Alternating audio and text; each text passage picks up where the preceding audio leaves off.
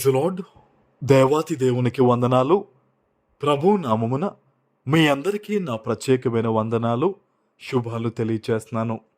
అనుదిన వాగ్దానం వస్తూ ఉన్న మన యూట్యూబ్ ఛానల్ని తప్పకుండా మీరు సబ్స్క్రైబ్ చేసి అనేక మందికి ఈ వాగ్దానాన్ని పంపించండి. ఈ దినము కొరకు ఏర్పాటు చేయబడిన దేవుని వాగ్దానము కీర్తనలు 115వ కీర్తన 14వ వచనము. యెహోవా మిమ్మును మీ పిల్లలను వృద్ధి పొందించును. దేవుని నామానికి మహిమ కలుగునుగాక. ఈ ఉదయకాల సమయంలో, ఈ విశ్రాంతి దినాన్న సర్వోన్నతుడైన సృష్టికర్త గొప్ప వాగ్దానాన్ని నీకు అందిస్తూ ఉన్నారు.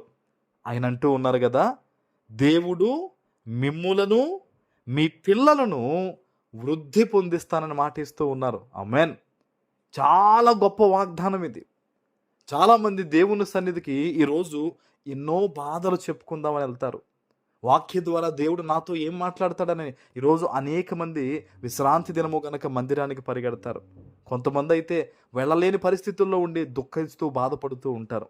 ఈరోజు అందరితో కూడా ఏ హృదయము కృంగి ఉందో, ఏ తల్లి ఏ తండ్రి తమ బిడ్డల గురించి బాధపడుతున్నారో, ఎవరైతే మా జీవితంలో వృద్ధి లేదు ప్రభువా అని ఈరోజు మొరపెడుతూ ఉన్నారో వారందరితో ప్రభు చెప్తున్నాడు, యెహోవా మిమ్మును, మొదట మిమ్మలను ఆయన ఏం చేస్తారంటండి, వృద్ధిపరుస్తారట.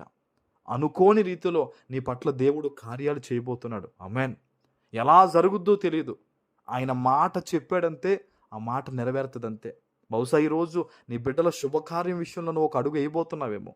బహుశా ఈరోజు ఒక పునాది వెయ్యాలని చెప్పి ఆలోచన కలిగి ఉన్నావేమో.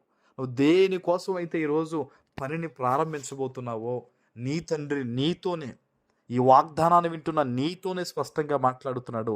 ఆయన మిమ్ములను మీ పిల్లలను వృద్ధి పొందించబోతున్నాడు. శుభకార్యములు ప్రారంభం అవబోతున్నాయి ఈరోజు. ఆమేన్. సంతోషంగా ఇక నుంచి మీ దినాలు గడవబోతున్నాయని ప్రభు చెప్తూ ఉన్నారు. హల్లెలూయా.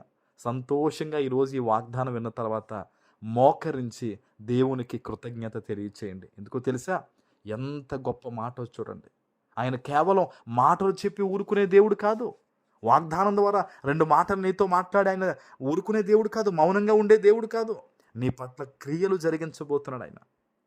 నువ్వు అనుకోని రీతిగా, అనుకోని విధంగా, అసలు ఇది జరుగుద్ది అని నేను అనుకోలేదండి అనుకునే విధంగా దేవుడు నీ పట్ల ఒక కార్యాన్ని చేయబోతున్నాడు ఆయన. హల్లెలూయా. మరి నువ్వేం చేయాలి? ఎంత గొప్ప వాగ్దానం ఈరోజు నీ తండ్రి నీకు ఇస్తున్నాడు కదా. నువ్వేం చేయాలి? ఆయనకి ఏం బహుమతి ఇవ్వాలంటే ఆయన ఒక్కటే చెప్తున్నాడు, నా నీతిని వెంబడించు, నా రాజ్యాన్ని మొదటిగా వెతుకు. ఆయన ఇంకేమి నీ దగ్గర నుంచి ఆశించట్లేదు. నువ్వు మొదటిగా నా నీతిని, నా రాజ్యాన్ని వెతుకు. నాకు ప్రియమైన ఇష్టుడైన కుమారుడిగా, ఇష్టురాలైన కుమార్తెగా, ఇష్టుడైన కుమారుడిగా నువ్వు ఉంటే చాలు, ఈ దీవెనలన్నీ నీకే ప్రాప్తిస్తాయని ఈరోజు ప్రభు చెప్తూ ఉన్నాడు. ఆయన ఎంత గొప్ప వాగ్దానం ఇస్తూ ఆయన అడిగిందల్లా ఏంటో తెలుసా, నీ హృదయంలో ఒక చిన్న చోటు ఉందా? ఈరోజు దేవునికి నీ హృదయంలో చోటు ఉందా? బహుశా ఆదివారం కానీ మిగతా రోజులు కానీ సినిమాలకి, షికార్లకి, లోకానుసారంగా ఫ్రెండ్స్కి నీ హృదయంలో చోటిస్తూ వాళ్ళకే మొదటి స్థానం ఇస్తూ ప్రాధాన్యత ఇస్తూ దేవుని దూరం పెడుతున్నావేమో. ఆయన బాధపడుతూ ఉన్నాడు. ఈరోజు ఈ మాట ప్రభువు నీకు చెప్తూ ఆయన అడిగేది ఏంటో తెలుసా, నీ హృదయంలో చిన్న చోటు. ప్రియ దేవుని బిడ్డ, ఆయన నీ హృదయంలోకి చేర్చుకో. నీ జీవితంలోకి ప్రభువుని ఈరోజు ఆహ్వానించు.